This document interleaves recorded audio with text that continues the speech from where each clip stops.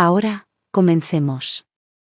Mateo Cárdenas se presionó las sienes con los dedos, con la mirada fija en su monitor, donde se reproducía el material a medio editar de su documental. La historia sobre el fraude médico en clínicas rurales había consumido 6 meses de su vida. Pero esa noche, la concentración lo evadía. Su teléfono vibró. Era un mensaje de texto de Alejandra: mi mamá va a recoger a Diego de la escuela hoy. Voy a salir tarde de la oficina. Él respondió con un pulgar hacia arriba, aunque una sensación de inquietud le erizó la piel. Isabel Huerta nunca se había ofrecido como voluntaria para ir a recogerlo en los 3 años que llevaban viviendo en Monterrey. La mujer apenas lo toleraba, su desprecio estaba apenas velado tras sonrisas forzadas en las cenas familiares. Mateo había aprendido a leer el cálculo en sus ojos, la forma en que hacía una pausa antes de hablar, como si editara mentalmente sus palabras para mantener una negación plausible. Su relación se había fracturado por completo 2 años atrás, cuando el documental de Mateo sobre la fijación de precios farmacéuticos había expuesto, sin querer, la participación del grupo médico Huerta en un esquema de sobornos. No era el enfoque principal de su película, solo una nota al pie. Pero el esposo de Isabel, Ricardo, se había visto obligado a jubilarse anticipadamente. Los Huerta nunca se lo perdonaron, aunque afirmaran lo contrario. Ricardo había muerto 6 meses después. Un ataque al corazón, dijeron, y el dolor de Isabel se había agriado hasta convertirse en algo más duro. Mateo guardó su proyecto y miró el reloj. Las 3:47 de la tarde. Diego estaría en casa a las 4:15, parloteando sobre el drama de segundo grado y las cartas de Pokémon que hubiera intercambiado en el recreo. La casa se sentía demasiado silenciosa. La oficina de Mateo daba a la calle y había colocado su escritorio específicamente para ver la entrada del coche.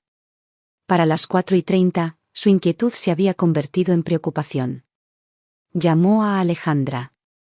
Oye, ¿te ha escrito tu mamá? Aún no llegan a casa. Tal vez lo llevó por un helado. Alejandra sonaba distraída. El tecleo era audible en el fondo. Ya sabes que lo consiente mucho. Me odia lo suficiente como para evitar estar aquí más tiempo del necesario. Mateo, por favor. No todo se trata de ti. Su tono llevaba esa familiar irritación, la misma que aparecía cada vez que él cuestionaba a su familia. Lo está intentando.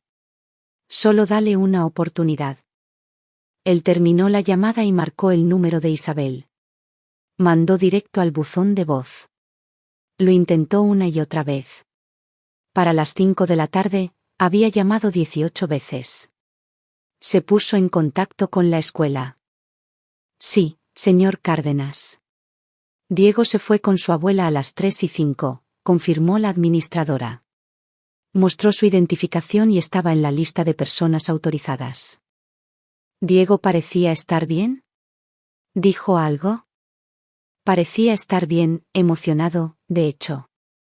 La señora Huerta dijo que iban a ir a una aventura. ¿Una aventura? La palabra se asentó en su estómago como plomo. Mateo llamó a Alejandra de nuevo. Algo anda mal. Tu madre no contesta y no están en casa. Han pasado 2 horas. ¿Ya revisaste?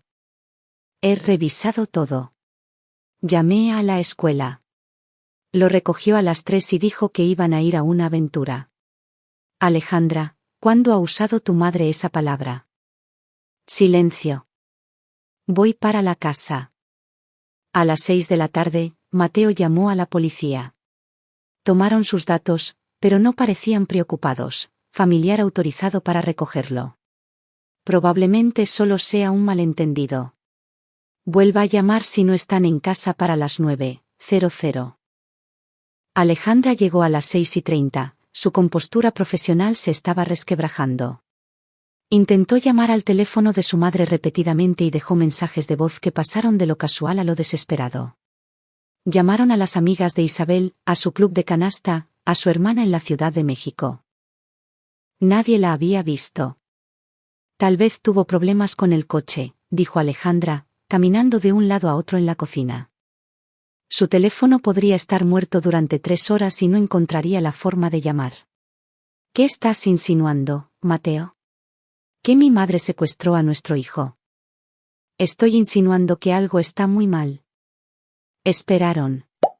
Mateo repasó todo lo que sabía sobre Isabel Huerta. 62 años, viuda, enfermera jubilada, vivía sola en un condominio en San Pedro Garza García. Había sido fría con él desde su primer encuentro, pero él lo había atribuido a la sobreprotección, una hija única casándose con un periodista con ingresos impredecibles. Tras la muerte de Ricardo, su frialdad se había congelado en algo absoluto. Pero esto estaba calculado. A las 9 de la noche, Mateo llamó a la policía de nuevo. Esta vez lo escucharon. Para las 10:30, un oficial estaba tomando una declaración formal. Para la medianoche, se había emitido una alerta Amber. Alejandra estaba sentada en el sofá, con el rímel corriéndole por la cara. Ella no le haría daño. Ella ama a Diego. Mateo no dijo nada. En sus años de trabajo de investigación, había aprendido que la gente era capaz de cosas terribles cuando se sentían justificados. E Isabel Huerta se sentía muy justificada al odiarlo. A las 2:17 de la madrugada, los faros de un auto barrieron la ventana delantera. Mateo estaba en la puerta antes de que llamaran. 2 policías estaban en su porche. Detrás de ellos, una patrulla estaba encendida y, en el asiento trasero. Diego. Mateo pasó corriendo junto a los oficiales. Su hijo estaba sentado envuelto en una manta, con el rostro pálido pero sin marcas. Mateo abrió la puerta de un tirón y lo atrajo hacia sus brazos. Papi, susurró Diego. La abuela dijo que te diera algo. ¿Dónde está ella? Mateo miró a los oficiales. Lo encontramos caminando por la carretera a Saltillo, a unos 60 kilómetros al oeste, dijo el oficial mayor, cerca de la salida a García. Un trailero llamó para reportarlo. Caminando por la carretera a las 2 de la mañana. Él le hizo señas al camión. Es un niño muy valiente. La expresión del oficial era sombría. Dice que su abuela lo dejó ahí y le dijo que caminara hasta que alguien se detuviera. Alejandra había aparecido detrás de Mateo, con la mano sobre la boca. Diego metió la mano en el bolsillo de su chamarra y sacó una fotografía, doblada por la manipulación. La abuela dijo, esto es para ti, papi. Dijo, tienes que ver la verdad. Mateo tomó la foto. Las manos le empezaron a temblar.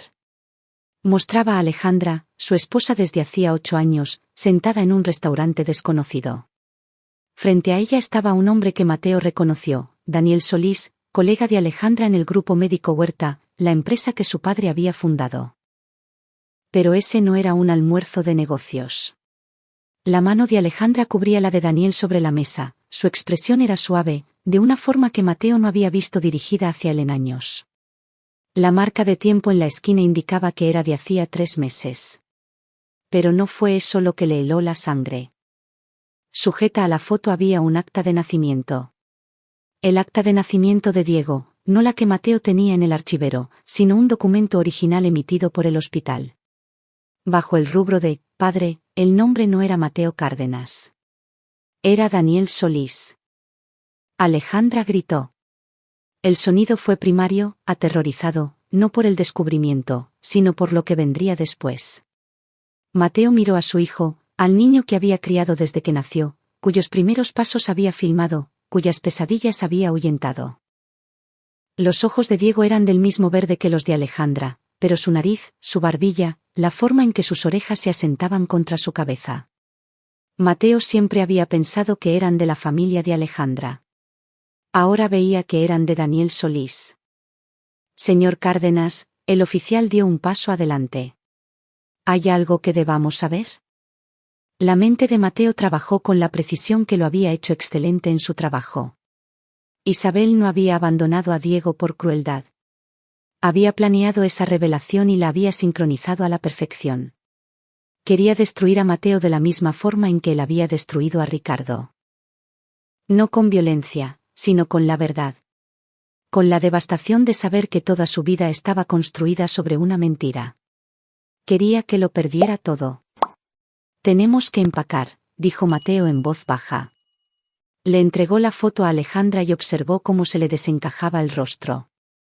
Nos vamos. ¿Se van? El oficial frunció el ceño. Señor, tenemos que presentar un informe completo sobre. Mi suegra dejó a mi hijo en una carretera en medio de la noche. Me llevo a mi familia a un lugar seguro. La voz de Mateo era firme, pero en su interior ya se estaban formando cálculos. Tienen su información. Pueden encontrarla para interrogarla, pero no nos vamos a quedar aquí. Cargó a Diego, su hijo, el niño que amaba independientemente de la genética, y lo llevó adentro. Detrás de él, Alejandra sollozaba. Los oficiales intercambiaron miradas, pero no lo detuvieron. Mateo había pasado años descubriendo los secretos de otras personas, exponiendo la corrupción y siguiendo rastros hasta que la verdad saliera a la luz. Ahora le habían entregado su propia verdad devastadora. Pero, a diferencia de los sujetos de sus documentales, él no se desmoronaría. Isabel Huerta había cometido un error crítico. Había asumido que la verdad lo destruiría. No tenía idea de lo que él era capaz de hacer cuando estaba verdaderamente motivado. A las 4 de la madrugada, el coche estaba empacado. Para el amanecer, estaban cruzando el límite de Nuevo León, dirigiéndose hacia el sur, y Mateo Cárdenas ya estaba planeando su venganza. El motel en Zacatecas era barato pero limpio. Diego dormía entre Mateo y Alejandra en la única cama king size, su pequeño cuerpo servía como una barrera entre los dos. Alejandra no había hablado desde que dejaron Monterrey, no había hecho más que llorar en silencio y mirar su teléfono. Mateo sabía que estaba esperando la llamada de su madre, la explicación que haría que todo aquello tuviera sentido. Nunca llegó.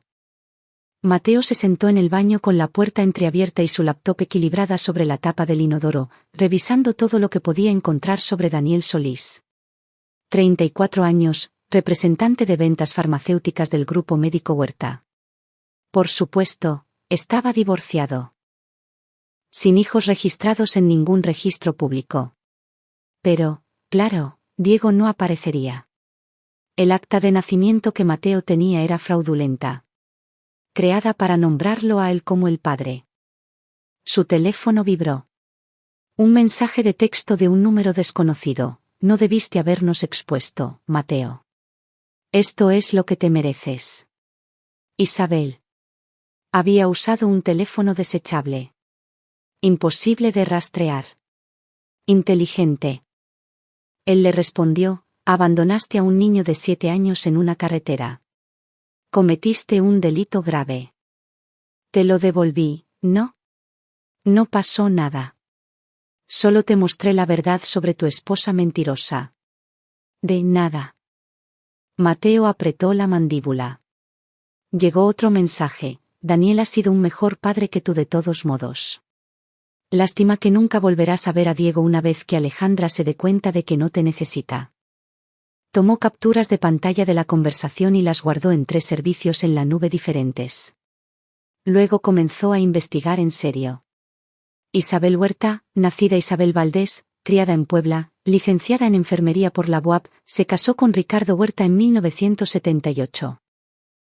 Una hija, Alejandra, nacida en 1990. Ricardo había convertido el Grupo Médico Huerta de una sola clínica a una red regional de consultorios de especialidades. El esquema de sobornos que Mateo había expuesto involucraba a médicos que remitían a los pacientes a centros de imágenes y farmacias específicos a cambio de una compensación. Ilegal y poco ético. Ricardo había alegado ignorancia, pero los correos electrónicos internos que Mateo había obtenido contaban una historia diferente. El certificado de defunción de Ricardo indicaba un paro cardíaco, causas naturales. Pero Mateo recordaba los susurros en el funeral, la forma en que Isabel se había aferrado al ataúd y había susurrado algo que él no pudo escuchar. ¿Y si la muerte de Ricardo no fue natural?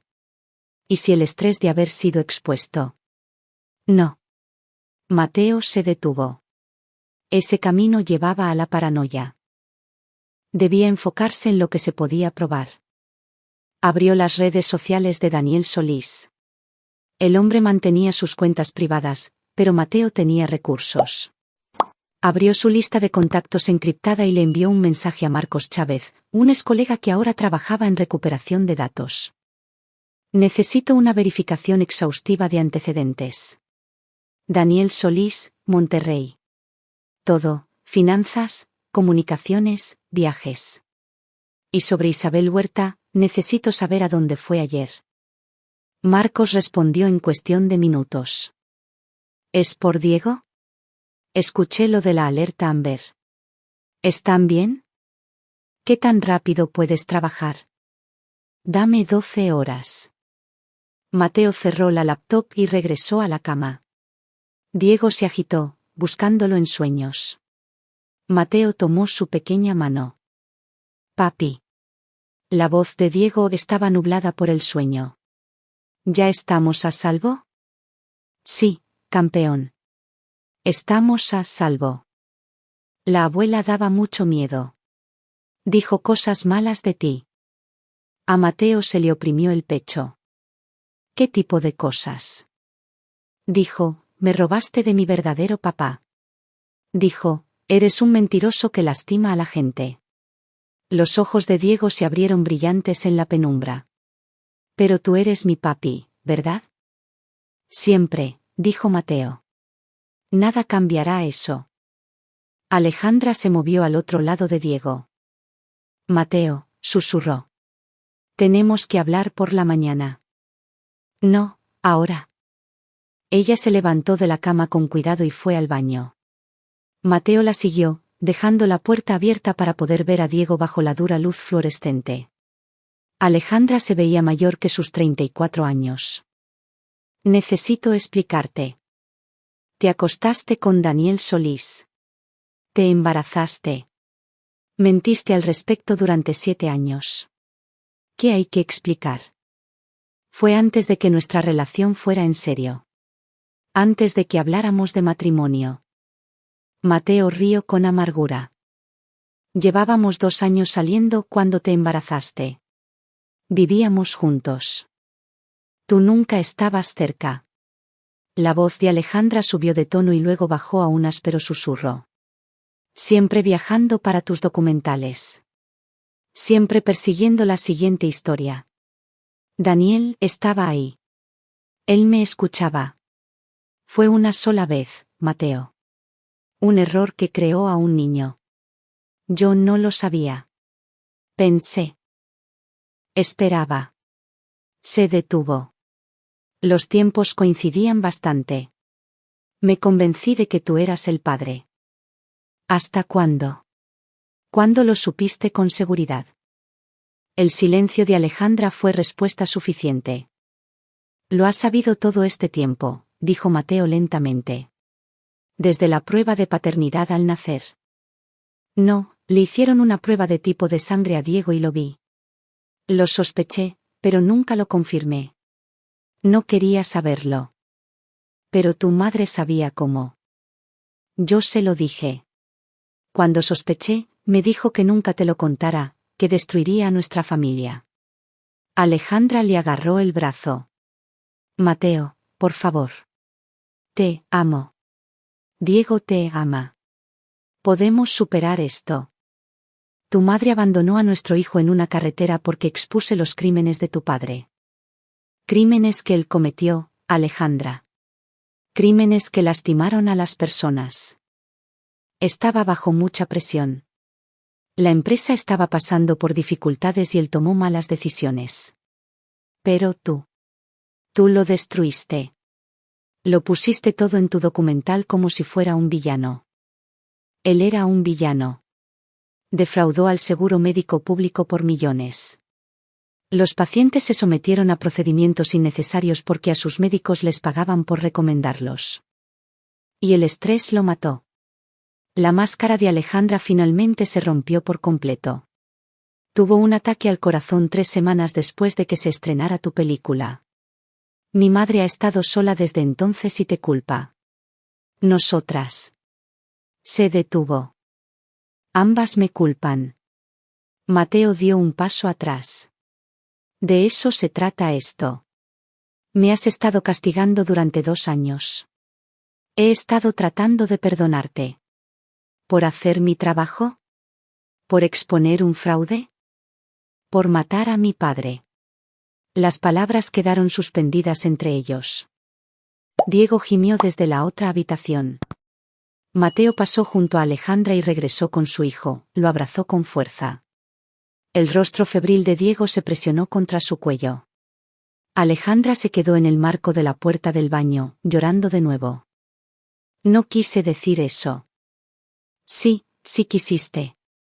La voz de Mateo ahora era calmada, analítica. Tu madre planeó esta venganza. Sabía exactamente qué dolería más. Pero cometió un error. ¿Qué error? Me dio pruebas. Esa foto, el acta de nacimiento, el mensaje de texto que envió. Cometió múltiples delitos graves. Poner en peligro a un menor, secuestro, negligencia criminal. ¿Y tú? Miró a su esposa, a esta mujer que creía conocer. Me has estado mintiendo durante 7 años. Fraude, falsificación de un acta de nacimiento, posiblemente fraude de paternidad, dependiendo de la ley estatal.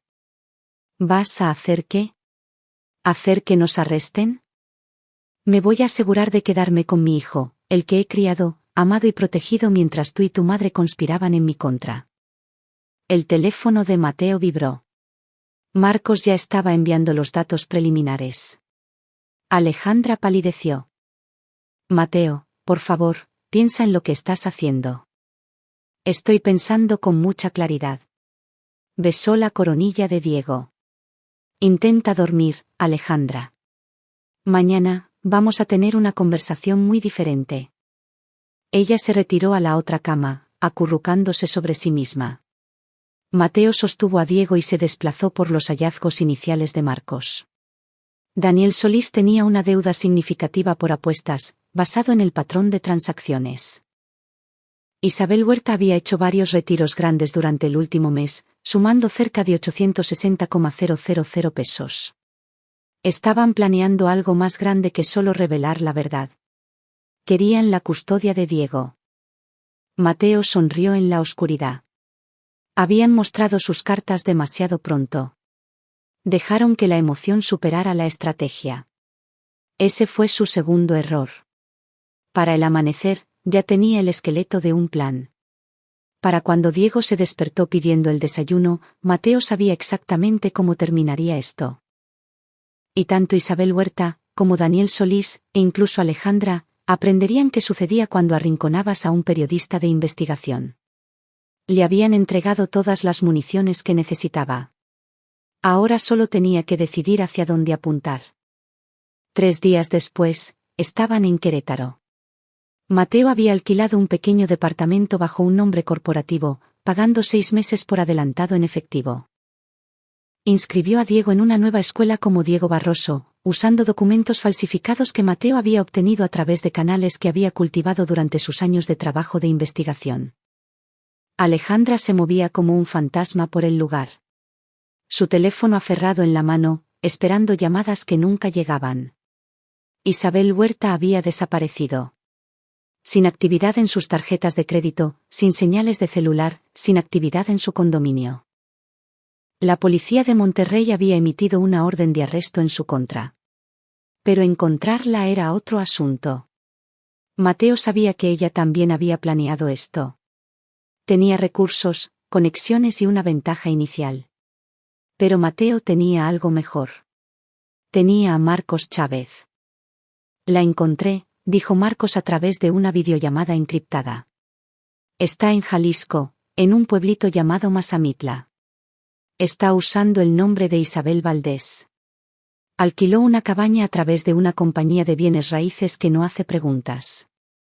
¿Cómo la encontraste? Ha estado llamando al teléfono desechable de Daniel Solís. Él todavía está en Monterrey. Yendo a trabajar como si nada. Una estupidez de su parte, la verdad. Nos da un patrón para rastrear. Marcos compartió su pantalla, mostrando los registros de llamadas y la triangulación de las torres de telefonía celular. ¿Quieres que le informe a la policía? Todavía no. Mateo se reclinó, pensativo. ¿Qué más tienes de Daniel? Deudas de juego, como pensábamos. Más de 910,000 pesos adeudados a unos acreedores muy pacientes. Pacientes porque el grupo médico Huerta sigue sacándolo de apuros. Ha estado en su nómina durante 8 años, ganando mucho más de lo que debería ganar un representante de ventas. El padre de Alejandra le estaba pagando dinero para comprar su silencio, probablemente. Después de que Ricardo murió, Isabel se hizo cargo de esos pagos, pero Marcos resaltó una serie de transacciones. Los pagos se detuvieron hace 3 meses, justo alrededor de la fecha en que se tomó esa foto de Daniel y Alejandra juntos. Mateo lo vio entonces, el panorama completo. Isabel se estaba desangrando financieramente para mantener callado a Daniel. Cuando ya no pudo más, cambió de táctica. Los unió a ambos en su contra. Parece que Daniel ha ido a su condominio 6 veces en los últimos 2 meses. Están planeando algo. Quieren la custodia de Diego. Daniel es el padre biológico. Alejandra es la madre. Si pueden demostrar que no soy apto o que soy peligroso. Que es por lo que Isabel montó ese incidente en la carretera. Para hacerte lucir inestable. Huyendo con el niño. Marcos asintió lentamente. Pero la cagó. Cometió delitos graves frente a la cámara. La Guardia Nacional tiene imágenes de ella dejando a Diego y alejándose en su auto. Ella aún no lo sabe. Las imágenes acaban de llegar. La policía no las ha publicado porque intentan localizarla primero. Mateo sonrió. ¿Puedes retrasar esa publicación unas 48 horas? Mateo, ¿qué estás planeando? Algo poético. ¿Qué tal andas en edición de vídeo? Oxidado, pero funcional. ¿Por qué? Porque voy a hacer un documental y todos los involucrados van a ser estrellas. Mateo pasó el día siguiente filmando. Entrevistó a Diego con delicadeza, preguntándole sobre aquella noche con la abuela Isabel. La historia del niño fue devastadora. Como había parecido amable al principio, le compró un helado y luego condujo durante horas. Como le había dicho que Mateo no era su verdadero padre. Que lo llevaba con su verdadera familia. Como finalmente se había enojado cuando Diego lloró, se detuvo en la oscura carretera y le dijo que caminara hasta que alguien lo ayudara. Tenía miedo, papi, dijo Diego a la cámara. Estaba muy oscuro y los coches iban muy rápido. Las manos de Mateo temblaban al sostener la cámara, pero su voz se mantuvo firme. Fuiste muy valiente. ¿La abuela dijo algo más? Dijo que habías lastimado a mucha gente y que merecías perderme, pero no lo entiendo. Tú ayudas a la gente con tus películas, ¿verdad? Muestras la verdad. Lo intento, campeón. Luego filmó a Alejandra, aunque ella se negó al principio. Esto es manipulador, Mateo. No puedes usar a nuestro hijo de esta manera. Tu madre lo usó como arma. Yo estoy documentando la verdad. A menos que prefieras que deje que la policía se encargue. Estarán muy interesados en tu papel en el fraude del acta de nacimiento. Alejandra palideció. Haré la entrevista. Se sentó frente a la cámara, con el rímel ya corrido, y confesó. La aventura con Daniel había sido breve pero intensa. Cuando sospechó que estaba embarazada, entró en pánico. Su relación con Mateo había sido sólida, pero no apasionada. Su trabajo siempre era lo primero. Daniel le había ofrecido algo diferente, disponibilidad, atención, romance. Pero yo amaba a Mateo, insistió. De verdad lo amo. Cometí un error terrible, pero construí una vida con él. Diego ha sido feliz hasta que tu madre decidió destruir esa vida. Ella está de luto. Es irracional. Es una criminal. Mateo hizo un acercamiento a su rostro. ¿Sabías que estaba planeando llevarse a Diego? No. Por Dios, no. Dijo que quería pasar tiempo con él. Tal vez llevarlo a acampar. Yo pensé. Alejandra se derrumbó. Pensé que por fin estaba aceptando a nuestra familia. ¿Sabías sobre los pagos a Daniel?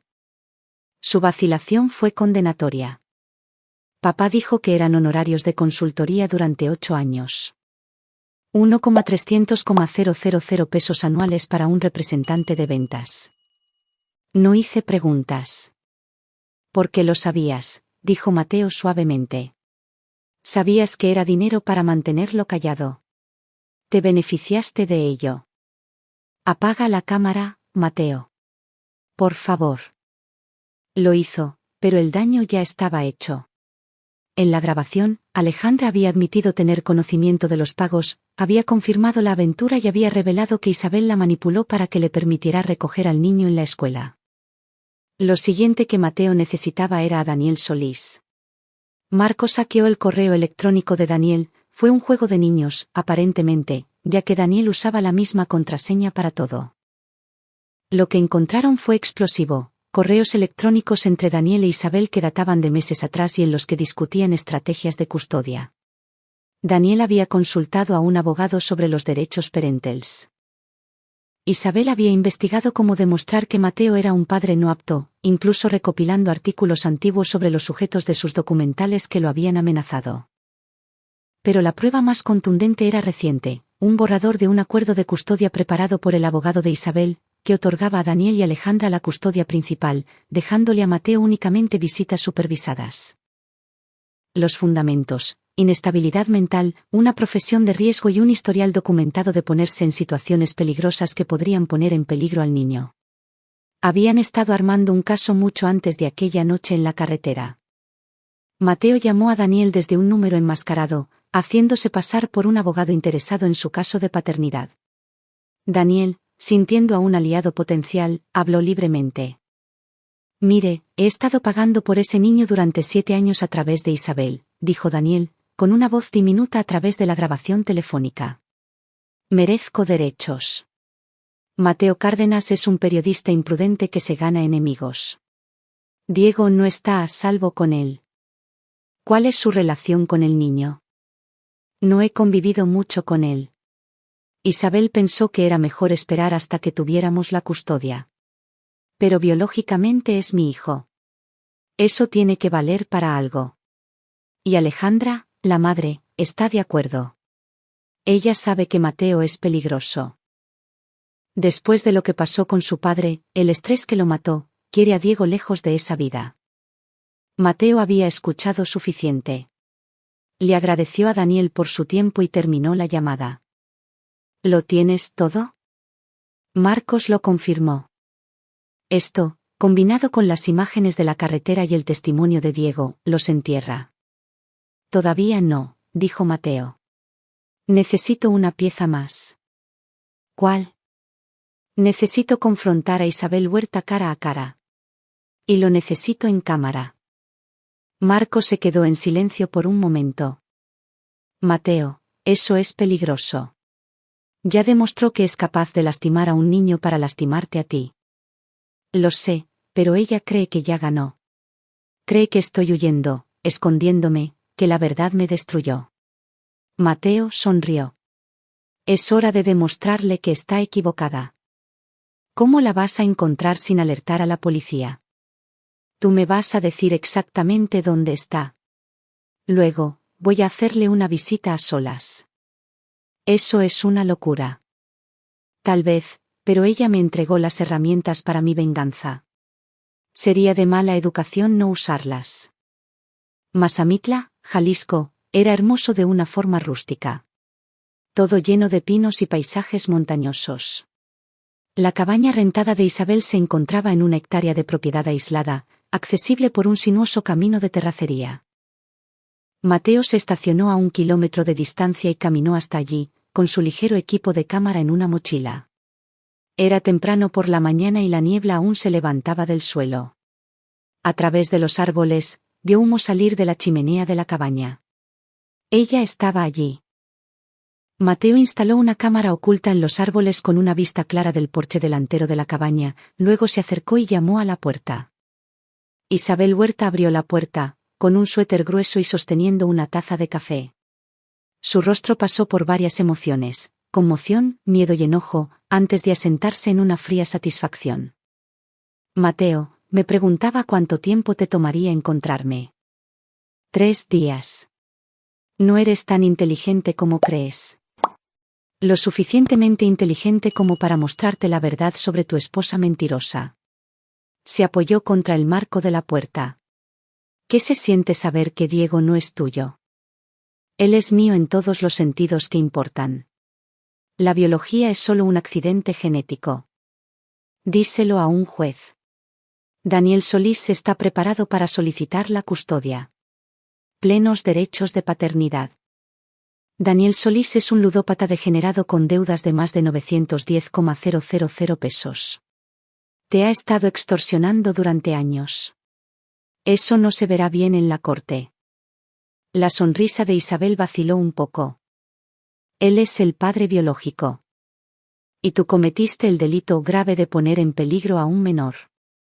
Mateo sacó su teléfono y le mostró las imágenes de la carretera que Marcos había obtenido. Esta eres tú dejando a un niño de 7 años en una carretera oscura. El trailero que encontró a Diego ha dado su declaración. Estás enfrentando de 5 a 10 años como mínimo. Ningún jurado condenaría a una abuela afligida que intentaba reunir a un niño con su verdadero padre. ¿Esa es tu estrategia de defensa? Porque creo que la foto tuya alejándote en el coche mientras Diego está solo en el acotamiento será bastante contundente. Mateo dio un paso más cerca. Pero esto es lo que realmente quiero saber, Isabel. ¿Por qué destruirme valía la pena el traumatizar a tu propio nieto? Tú mataste a Ricardo. Su compostura se resquebrajó. Tu maldito documental lo sometió a tanto estrés que su corazón no lo soportó. Te llevaste a mi marido, destruiste la reputación de nuestra empresa, arruinaste todo lo que construimos. Así que sí, mostrarte la verdad sobre Alejandra y Diego valió la pena. Verte perder a tu familia de la misma forma en que yo perdí a la mía, eso fue justicia. La cámara oculta de Mateo estaba grabando cada palabra. Ricardo murió porque cometió fraude. Lastimó a la gente. Los pacientes sufrieron exposición innecesaria a la radiación porque él pagaba a los médicos para que ordenaran estudios de imagen que no necesitaban. Niños recibieron medicamentos que no requerían porque él incentivaba las recetas. Merecía ser expuesto. Estaba intentando salvar nuestro negocio. Rompiendo la ley. Lastimando a las personas, la voz de Mateo se endureció. Y tú has estado tan concentrada en tu venganza que lastimaste a Diego. A un niño, a tu propio nieto. Te lo devolví. Después de aterrorizarlo durante horas y abandonarlo en una carretera en la oscuridad. Después de decirle que yo no era su verdadero padre, después de intentar destruir su sentido de seguridad y protección. Usaste a un niño como un arma, Isabel. Independientemente de lo que Ricardo hiciera, independientemente de lo que yo hiciera, Diego era inocente. Él merece estar con su verdadera familia. Su verdadera familia soy yo. He estado ahí para cada pesadilla, para cada rodilla raspada, para cada junta de padres y maestros. Daniel Solís no ha aportado nada más que su ADN y los pagos del chantaje. Mateo sacó un documento. Este es un acuerdo de custodia que redactó tu abogado. Me restringe a visitas supervisadas, mientras le otorga la custodia principal a Daniel y a Alejandra. Pero hay un problema con tu plan. ¿Cuál? Alejandra no la quiere. Lo confesó todo. La aventura, los pagos, tu manipulación. Todo está en vídeo. Mateo sonrió. ¿Y Daniel? No puede dejar de hablar. Admitió en una llamada grabada que ni siquiera conoce a Diego. Que esto se trata de dinero y derechos, no del bienestar del niño. La taza de café de Isabel tembló en su mano. Estás mintiendo. Soy un documentalista. Las pruebas son mi especialidad. Mateo abrió los archivos de las entrevistas en su teléfono y le mostró unos clips. ¿Ves? Todos terminan hablando. Incluso tú acabas de admitir que abandonaste a Diego como venganza contra mí. Eso es premeditación, Isabel. Eso es dolo. Hijo de... No, soy un padre. El padre de Diego, y me voy a asegurar de que nunca vuelva a estar cerca de ti. Mateo se dio la vuelta para irse, y luego se detuvo. Ah, y una cosa más. El ataque al corazón de Ricardo. Saqué su expediente médico. Resulta que sus médicos llevaban años advirtiéndole sobre su riesgo cardíaco. Colesterol alto, hipertensión, y se rehusaba a tomar su medicamento. Su muerte fue trágica, pero no fue culpa mía. Fue su propia negligencia. Se alejó caminando, dejando a Isabel temblando de rabia en su porche. La cámara oculta lo capturó todo. De regreso en Querétaro, Mateo editó el material y armó un mini documental de 15 minutos, el relato asustado de Diego sobre aquella noche, la confesión entre lágrimas de Alejandra, la actitud mercenaria de Daniel sobre la custodia, la fría admisión de Isabel de usar a Diego para vengarse. Y las imágenes de la carretera donde se veía cómo abandonaba a un niño. Lo tituló, Linajes y traición, cuando la familia se convierte en un arma. Luego envió copias a la Policía Municipal de Monterrey, a la Fiscalía de Nuevo León y a la FGR, pues la sustracción de menores entre estados era un delito federal, al abogado de Alejandra, al abogado de Daniel, al fiscal que llevaba el caso de Isabel, por si acaso. A todos los principales medios de comunicación de Nuevo León. La historia explotó. Las noticias locales emitieron segmentos sobre el plan de venganza de la abuela. Los medios nacionales lo retomaron debido a la reputación de Mateo como documentalista. La ironía no pasó desapercibida para los comentaristas. El hombre que había expuesto el fraude corporativo ahora tenía expuesta la disfunción de su propia familia. Pero la simpatía del público se volcó de lleno con Mateo. Un padre que había criado a un hijo durante 7 años, que descubría una traición y, aún así, seguía luchando para proteger a ese niño. Eso resonó con todos. Las imágenes de Diego solo en la carretera enfurecieron a la gente. Isabel Huerta pasó de ser una abuela en duelo a un monstruo de la noche a la mañana. En menos de 48 horas, Isabel fue arrestada en Mazamitla. Daniel Solís fue acusado de complicidad. Sus correos electrónicos con Isabel demostraban que tenía conocimiento previo del plan. Alejandra, enfrentando posibles cargos por la falsificación del acta de nacimiento y conspiración, acordó cooperar plenamente. Mateo solicitó el divorcio y la custodia de emergencia. Su evidencia fue abrumadora. El juez echó un vistazo al documental, leyó el reporte del terapeuta de Diego sobre el trauma por el incidente en la carretera, y le otorgó a Mateo la custodia principal, dejándole a Alejandra solo visitas supervisadas a la espera de una evaluación psicológica. La petición de derechos parentales de Daniel Solís fue denegada. El juez, señalando que un hombre que nunca había conocido al niño y que había conspirado para traumatizarlo, no tenía por qué reclamar la paternidad. Isabel Huerta se declaró culpable para evitar ir a juicio. Recibió 4 años de prisión, con sanciones civiles adicionales por el daño emocional causado a Diego. La venganza estaba completa, pero Mateo se sentía vacío. 6 meses después del juicio, Mateo y Diego vivían en una pequeña casa en San Miguel de Allende, Guanajuato. Las sesiones de terapia de Diego iban bien. Los niños son resilientes, le dijo su terapeuta, especialmente con un padre estable y amoroso. Las pesadillas habían disminuido, pasando de ser nocturnas a solo una vez a la semana. Alejandra estaba fuera de sus vidas, excepto por las visitas mensuales supervisadas a las que rara vez asistía. Lo último que Mateo supo fue que se había mudado a la Ciudad de México para trabajar en una empresa de tecnología. Daniel Solís se había declarado en bancarrota y había abandonado Nuevo León por completo. Isabel llevaba 3 meses de condena en un centro penitenciario femenil en Nuevo León. Mateo no había hecho un nuevo documental desde aquella noche. En cambio, había estado trabajando en algo diferente, un libro. La historia de Diego, sí, pero más amplia. Trataba sobre la paternidad, sobre lo que convierte a alguien en un verdadero padre, sobre el peligro de que la venganza consuma a todos los que toca.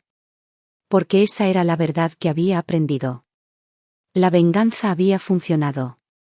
Él había ganado. Pero ganar se sentía sorprendentemente vacío. Papi.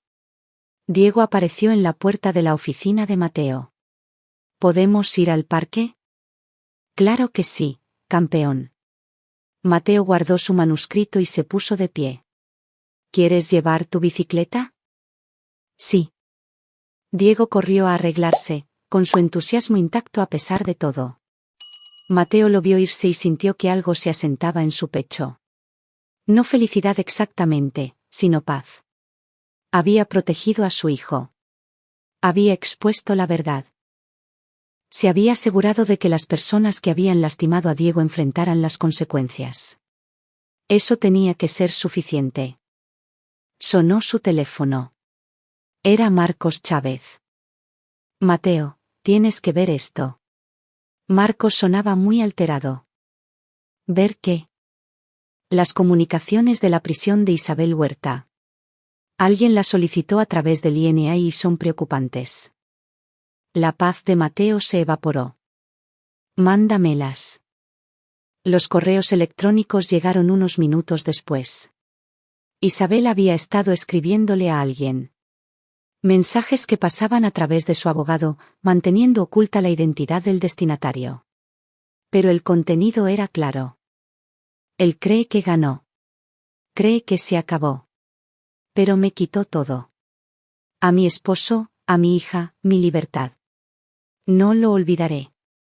Cuando salga, entenderá lo que significa perderlo verdaderamente todo. Otro correo, más reciente, encontré a alguien que me entiende. Alguien con motivos para odiar a Mateo Cárdenas tanto como yo. Juntos, nos aseguraremos de que pague por lo que ha hecho. No rápido, sino despacio. Empezando por lo que más ama. Las manos de Mateo se enfriaron. Marcos, ¿con quién está hablando? Estoy, en eso. Pero Mateo, hay más. El certificado de defunción de Ricardo Huerta. Hice que un amigo en medicina forense le echara un vistazo. La autopsia estaba incompleta. Notaron marcadores inusuales, pero no investigaron por qué la muerte se dictaminó como causas naturales. ¿Qué tipo de marcadores? Consistentes con un envenenamiento por digitalina. Imita los síntomas de un ataque al corazón. Mateo se dejó caer pesadamente en la silla. Ella lo mató. A su propio marido. Tal vez. O tal vez Ricardo realmente tuvo un ataque al corazón y los marcadores son una coincidencia. Pero si Isabel mató a Ricardo y te culpó a ti. Marcos dejó la frase sin terminar. Entonces ella es capaz de cualquier cosa. Mateo miró hacia la habitación de Diego. Necesito saber con quién se está comunicando. Y lo necesito saber ahora. Dame 6 horas. Mateo colgó y fue hacia donde estaba Diego, quien se estaba poniendo los zapatos. Su hijo, inocente y confiado, emocionado por un viaje al parque. El niño por el que había luchado tan duro para proteger. Isabel Huerta estaba en prisión, pero su alcance se extendía más allá de esos muros. Y había dejado claro que esto no había terminado. Mateo había ganado la batalla, pero la guerra apenas comenzaba. Y esta vez, no reaccionaría sobre la marcha. Esta vez, sería estratégico, porque había aprendido algo del error de Isabel. La venganza funcionaba mejor cuando tu enemigo nunca la veía venir. Sonrió con severidad. Quería destruir lo que él más amaba. Pues que lo intentara. Mateo Cárdenas había pasado años exponiendo la verdad. Ahora usaría esas mismas habilidades para asegurarse de que Isabel Huerta aprendiera una última lección. Algunas personas no podían ser doblegadas. Algunas personas se defendían. Y cuando lo hacían, ganaban. Definitivamente. ¿Listo, campeón? ¿Listo, papi? Se fueron al parque. Diego se rió en los columpios, jugó carreras con otros niños, se raspó la rodilla y se recuperó con la resiliencia de la juventud. Mateo lo observó, memorizando cada detalle. Lo que fuera que viniera después, lo que fuera que Isabel estuviera planeando, él estaría listo, porque era Mateo Cárdenas y ya había sobrevivido a la peor traición imaginable. Todo lo demás eran solo detalles. Aquí es donde nuestra historia llega a su fin. Comparte tus pensamientos en la sección de comentarios. Gracias por tu tiempo. Si disfrutaste de esta historia, por favor suscríbete a este canal. Haz clic en el vídeo que ves en pantalla y nos veremos en la próxima. Google Search Suggestions. Display of Search Suggestions is required when using grounding with Google Search. Learn more. USD-TOMXN Exchange Rate February 2026. Current USD-TOMXN Exchange Rate.